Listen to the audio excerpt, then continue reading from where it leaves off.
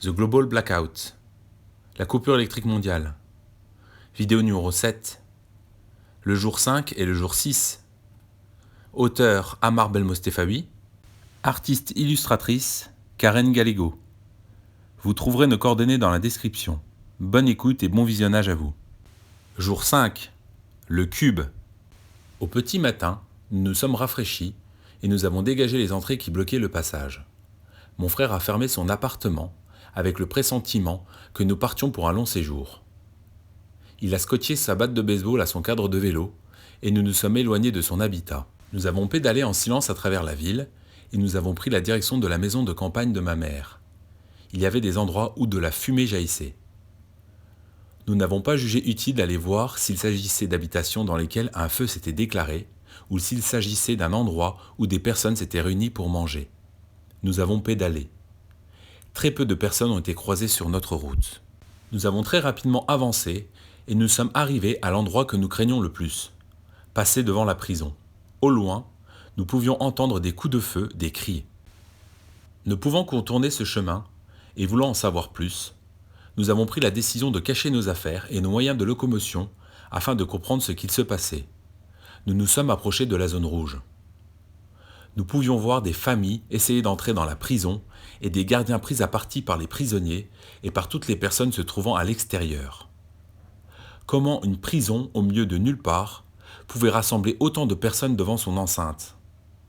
Il y avait de la détermination qui pouvait se lire sur le visage des personnes, jeunes et plus vieux, entouraient les hauts murs de ce pénitencier. Nous avons pu observer cette scène au loin avec mes fameuses jumelles. Nous n'osions même pas imaginer ce qu'il se passait à l'intérieur. Soudain, la porte principale s'est ouverte. On pouvait voir une évasion en direct. Des détenus tenaient 2 gardiens en joue. Presque instantanément, nous avons pu voir des prisonniers sortir et courir dans tous les sens. Des coups de feu ont retenti. On pouvait apercevoir des détenus s'effondrer sous les balles. Certains hommes ont commencé à se diriger en notre direction. Nous nous sommes à notre tour sauvés et nous avons grimpé à un arbre le plus haut possible afin d'être camouflés au maximum par le feuillage. Le plus difficile a été de ne pas se faire entendre à cause de notre respiration. Nous avons dû rester immobiles de nombreuses heures perchés dans cet arbre. Par je ne sais quel moyen, j'ai réussi à m'endormir à plusieurs mètres du sol. Je me réveillai plus tard en ayant cette sensation de tomber dans le vide. Presque tout le monde a déjà rêvé d'avoir cette impression bizarre. Je n'ai pas pu m'empêcher de sursauter en entendant un hurlement qui a pris le dessus sur tous les autres bruits ambiants et même sur les sons des tirs d'armes automatiques. Nous avons pu discerner un arc électrique en plein jour. Comment cela pouvait-il être possible, sachant que même une clôture électrique ne devait fonctionner? En plein milieu de la forêt, nous ne pouvions pas imaginer que le centre pénitentiaire avait pu installer ce genre de dispositif. La chaleur restait encore écrasante et nous avons dû tenir jusqu'à la tombée de la nuit. Il s'est mis à pleuvoir, ce qui n'a pas arrangé les choses. Nous avons fini par descendre de l'arbre. Sans dire un mot, nous nous sommes rapprochés de ce qui avait provoqué l'arc électrique. Éclairés par la pleine lune, nous nous trouvions face à ce qui pouvait le plus ressembler à une clé USB géante plantée dans le sol. Sorte de cube. Je ne plaisante pas. Un cube colossal. Nous avons gardé nos distances face à cet objet, cette œuvre d'art, a priori inoffensive, qui avait tout de même provoqué la mort instantanée d'un prisonnier. Mon frère a soudainement pris la direction de nos affaires en me disant qu'il revenait. Ces minutes m'ont paru des heures. Il est revenu avec sa batte de baseball. Je me suis interposé entre cet objet électrique et lui. Il ne devait pas toucher cet objet géométrique électrique au risque de perdre la vie. Il m'a rassuré en m'expliquant qu'il voulait juste balancer sa batte sur cette machine géante pour saisir ce qu'il se passait. Nous nous sommes cachés derrière un tronc d'arbre et d'un geste sec, il a balancé la batte en aluminium sur le mystérieux objet. Il ne s'est rien passé. Il a ramassé son arme de défense et nous avons rejoint nos vélos. De nombreuses questions nous sont venues en tête. À quoi sert cet objet non identifié? Est-il à l'origine de cette coupure électrique générale? Existe-t-il d'autres objets de ce type disposés sur le territoire, le continent ou dans le monde? Quelle est l'origine de ce truc noir de plus de 3 mètres de haut plantés dans le sol. Nous nous sommes éloignés le plus possible du site pénitentiaire. Même si nos yeux se sont habitués au noir, cela n'était pas évident pour nous deux de rouler de nuit. Il s'est de nouveau mis à pleuvoir. Fatigués par nos émotions de la journée, nous avons jugé bon de faire une halte dans ce qui ressemblait à des restes d'un bunker de la Seconde Guerre mondiale. En général, ces bâtisses sont conçues et placées à des endroits stratégiques, permettant d'avoir une bonne visibilité sur l'environnement. Dans cet abri, nous avons appréhendé de nous trouver nez à nez avec un ou plusieurs prisonniers en fuite. Nous n'avons pas jugé utile d'allumer une bougie. Nous espérions ne pas nous faire surprendre par un groupe d'individus. Cette ruine ne possédait qu'un passage, exactement le même pour entrer et sortir. Nous souhaitions également ne pas tomber sur un serpent ou être attaqués par des pucerons. C'est impressionnant les bruits qu'on peut entendre dans la nuit. Nous étions satisfaits d'être à l'abri de la pluie. Nous avons pu ôter nos vêtements trempés et en mettre des secs. Heureusement que nous avions placé nos vêtements de rechange dans un sac plastique avant de mettre le tout dans nos sacs à dos. J'ai réussi à me caler et à trouver une position adéquate pour dormir. La nuit fut courte, mais méritée. Jour 6. Notre première nuit dehors. Nous avons fini par nous réveiller. Ma nuit fut perturbée par des flashs de la journée passée. Difficile de savoir l'heure qu'il pouvait être. J'ai tenté de connaître l'horaire en me plaçant dos au soleil et en tendant mon bras gauche à l'horizontale. Ne voyant rien apparaître, j'ai tendu l'autre bras. Mon frère a bloqué en me voyant bouger les bras comme une marionnette. Des fois, il devait me prendre pour un dingue. Il a fait une grimace et il m'a demandé si j'avais fini de jouer avec mon ombre.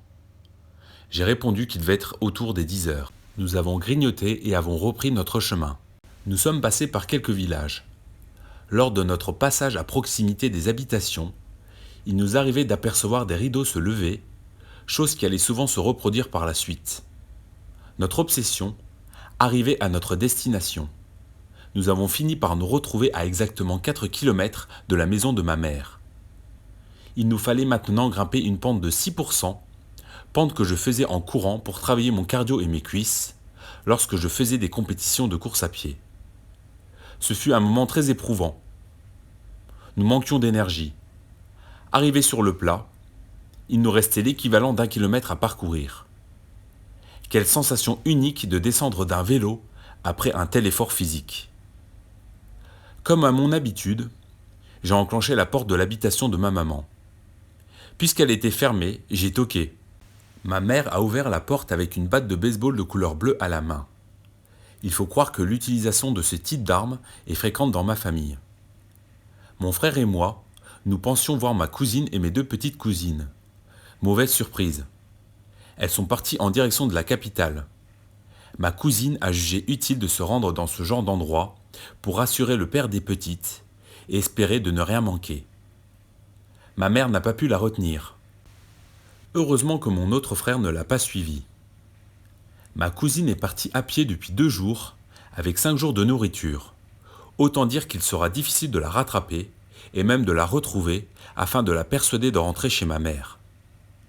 Impossible de savoir quelle était la distance qu'elle avait pu parcourir, et quel chemin elle avait décidé d'emprunter. Nous espérions au moins qu'elle ne se soit pas trompée de route. Partir à sa recherche dans la foulée, et sans avoir prévu un minimum de préparatifs, risquait de nous mettre en péril.